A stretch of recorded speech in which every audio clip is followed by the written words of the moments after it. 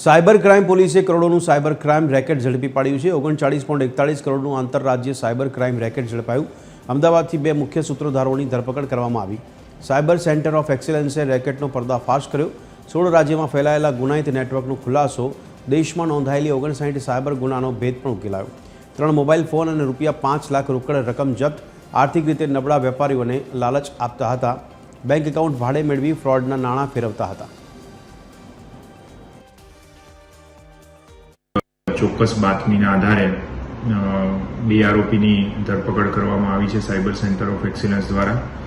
અને જે આ બે આરોપીઓ છે એને ટોટલ 11થી વધુ એકાઉન્ટ છે એ મ્યુલ એકાઉન્ટ તરીકે આપેલા છે, જેમાં 59 એટલે કે 59થી વધુ સાયબર ક્રાઇમના ગુના ઓનલાઈન એમાં રજીસ્ટર થયેલા છે। અને ટોટલ જે